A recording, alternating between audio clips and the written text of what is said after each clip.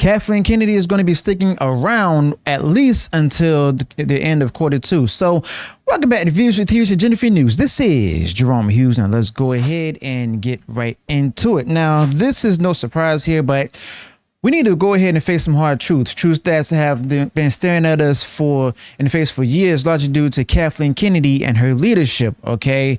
Now, we got to start with the recent catastrophe under Kathleen Kennedy, which is the Acolyte.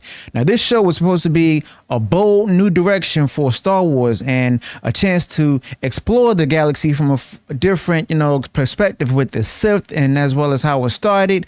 But what do we get? A complete and utter failure, a reflection of Kathleen Kennedy and her misguided vision. Okay. Now, this show was so bad that Disney had no choice but to cancel it. I wouldn't be surprised if they remove it from Disney Plus. But think about it. Disney, a company that's been desperate for any kind of success with this franchise under Kathleen Kennedy, had to pull the plug, and that's how bad it was. And yet, after this monumental failure, Kathleen Kennedy is still in charge. Well, how exactly is that even possible? Now, for over a decade, Star Wars fans have been asking, when will things change at Lucasfilm? When will Kathleen Kennedy finally step down? But here we are, still stuck with the same old leadership under Kathleen Kennedy, making the same mistake under Kathleen Kennedy's watch. But let's be clear, just because Kathleen Kennedy leaves, it doesn't even mean that everything's going to be, magically better and it's going to be fully restored. But the problems at Lucasfilm run much deeper than the person. Okay, the entire culture under Kathleen Kennedy, that company has been poisoned by bad decisions and complete disregard for what made Star Wars great in the first place, largely due to Kathleen Kennedy as well as her management styles. Now, I've been talking about this for years already, and you know what? I've said time and time again that Kathleen Kennedy is a terrible president for Lucasfilm, but firing Kathleen Kennedy or her going to retire is going to fix everything. Okay. The people Kathleen Kennedy has surrounded herself with, the ones who have helped push this franchise into the ground, they're just as responsible, as I said, including Pablo Hidalgo. And that's why even if Kathleen Kennedy goes, we need to be vigilant. Okay, we can't let them get away with putting someone like Kathleen Kennedy in charge. We need somebody that's better, someone different than Kathleen Kennedy. But at the same time, over the years, we've heard all sorts of rumors that Kathleen Kennedy was on her way out. Even I've reported on those rumors, and that Disney was finally going to do the right thing and announce Kathleen Kennedy and her termination or departure at Star Wars Celebration, that Kathleen Kennedy and her days are numbered. But none of it was true. It was all wishful thinking, of course. Now, the reality is Kathleen Kennedy will leave Lucasfilm when Kathleen Kennedy is good and ready, and not a moment sooner. So Kathleen Kennedy is definitely looking to go ahead and keep the position and try to retire on a high note. But a few months ago, there were reports that Kathleen Kennedy was ready to retire, where Kathleen Kennedy is she's over 70. And after all, it makes sense that Kathleen Kennedy would be thinking about stepping down. But here's the thing. Kathleen Kennedy doesn't want to go out like this.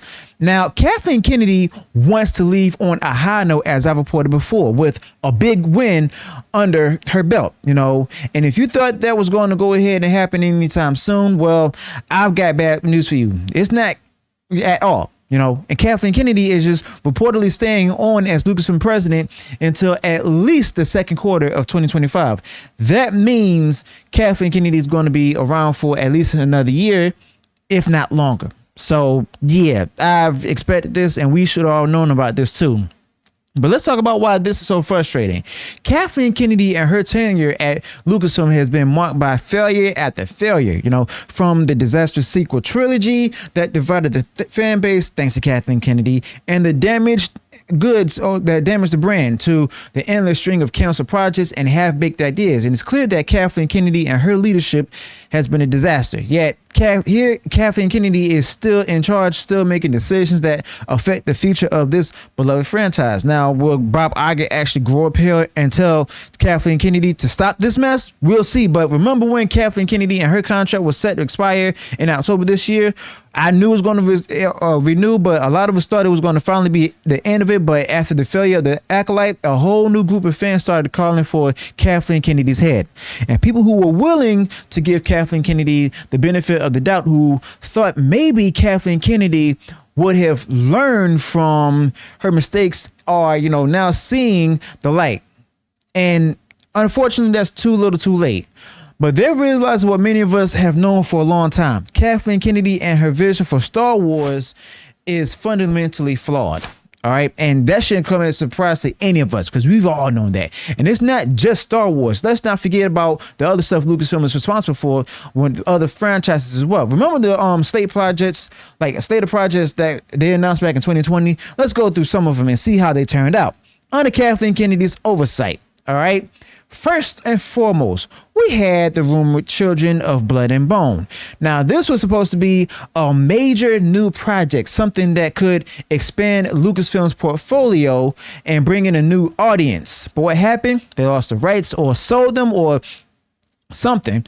But the point is, it didn't happen. And this woke disaster, thank goodness, didn't even happen. Another opportunity squandered, all on Kathleen Kennedy's watch. And then there's also the failure of Willow. Now, Willow is a show that had a lot of potential. It could have been a nostalgic trip back into the beloved story from the past in the 80s, updated for a new generation. But instead, we got one horrific season that was so bad, not only did it get canceled, but Disney completely removed it from Disney Plus for a tax write-off. Now, think about that. Disney, a company that has no problem turning out mediocre content to fill up its streaming service, decided this show was so bad that it wasn't even worth keeping on the platform under Kathleen Kennedy's leadership. And that should be no surprise right there. But at the same time, it's still unfortunate because Kathleen Kennedy put all the woke mess in here. Next up, Rangers of the New Republic. This was supposed to be a new series set in the Star Wars universe, but got canceled after the fallout with Gina Carano. Now, we could spend a whole hour talking about how Lucasfilm handled that situation, but the bottom line is this: another project, another failure, all due to Kathleen Kennedy and her mismanagement. And that's clearly something that we will never forget. And what about Bad Batch? It hasn't been canceled, but it's an animated show that ran for a couple of seasons. And yes, it has fans, but let's be honest, this isn't the kind of show that is going to save Lucasfilm. And it's not going to save the move. It's not going to move the needle. It's more of the same, more content that fails to capture the magic of what Star Wars used to be, okay? As seen in Kathleen Kennedy's era, okay? And then there's another Star Wars project, Star Wars Visions, another project that, while visually impressive, is ultimately inconsequential. It's nice to look at, but doesn't contribute to anything meaningful to the Star Wars franchise itself, much like either projects or other projects overseen by Kathleen Kennedy, okay? And then there's also Andor. Now, this show was the one of the few bright spots in recent years, and it started with low viewership, but as it went on, it gained some traction. It did receive both critical and audience acclaim, and season 2 is in the works for next year. But let's be real here. Andor is the exception, not the rule. For every Andor, there are half a dozen failures that Kathleen Kennedy is responsible for. Prime example, Ahsoka. Now, this show was supposed to be another big hit for Disney Plus under Kathleen Kennedy, but what happened? Despite getting the second season, the show had a massive drop off in ratings. Okay, it had a second lowest viewership of any Star Wars finale under Kathleen Kennedy, and yet people who want to pretend it was a success. Now, Ahsoka was a failure, plain and simple. If it weren't for Dave Filoni's influence, I doubt we'd even be getting the second season.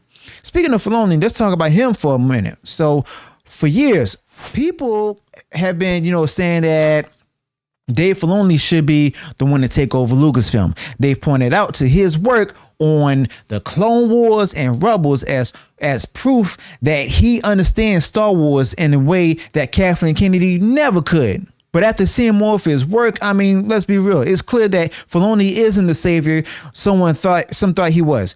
His writing, his character development, it's all been exposed as lacking. Now, I've been saying this for a long time, but it's only now that people are starting to see it, okay? And then there's also The Mandalorian. The first 2 seasons. The first season was good, And let's not kid ourselves. It wasn't like necessarily the masterpiece some people make it out to be. But season 2, despite all the cameos, you know, some people felt that it was hollow. I liked it. I loved it. There was no substance, but the writing was, you know, a little less likable, and the story felt like it was, you know, going through the motions. And let's not forget season 3, which was an absolute disaster in terms of viewership. People are losing interest, and it's not hard to see why. Okay.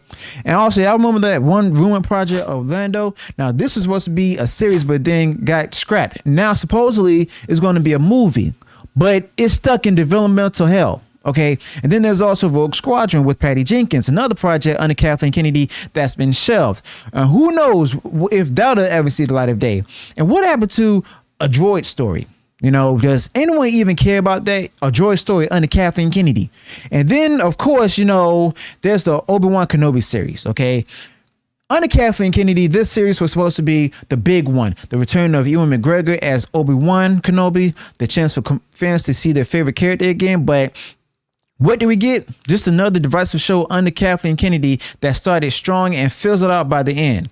And it was a massive disappointment. You know, a show that could have been great, but ended up being another failure in a long list of failures, thanks to Kathleen Kennedy and her oversight. Okay. Not just her oversight, but also the storyboard too. But let's not forget about Indiana Jones and the Dial of Destiny. Now, this was supposed to be a blockbuster, a return to form for the beloved franchise, but instead, it was a financial disaster, losing hundreds of millions of dollars. Now, how does a studio recover from that under Kathleen Kennedy? How does a franchise bounce back from a failure of that magnitude? Again, this is another example of Kathleen Kennedy and her failed oversight, okay? And we shouldn't be surprised with that at all either. And now we're dealing with the aftermath of the Acolyte, you know, something that's Kathleen Kennedy's latest disaster in a long line of failures. And it's clear that Kathleen Kennedy's tenure has been marked by poor decisions, a lot of poor decisions, and a lack of vision. Yeah, Kathleen Kennedy is still in charge, still making decisions that affect the future of Star Wars itself. So what's the future like? Kathleen Kennedy is hanging around for now, and it's going to keep it's up to us to keep holding Lucasfilm accountable. Okay, now Star Wars Skeleton Crew is on the horizon, and it does have the potential to be everything that the Acolyte wasn't. All right, John Watts and Jon Favreau, who directed the recent Spider-Man films, is at the helm, and Watts understands how to balance the character story and spectacle qualities that Kathleen Kennedy and her projects have sorely lacked. Now, if Skeleton Crew succeeds, it could be the first step to restoring faith in the Star Wars brand. The first step, but not the actual thing itself. But let's not get complacent. We've seen projects that with potential get derailed before. That's why Skeleton Crew is so important. It's a chance to prove that Lucasfilm can still produce quality content. If it succeeds, it could be the turning point that we've all been waiting for. But it's also up to us to keep the pressure on Kathleen Kennedy to make sure Kathleen Kennedy and her failures don't become the norm, and to demand that Lucasfilm and Kathleen Kennedy deliver on its promises. Okay.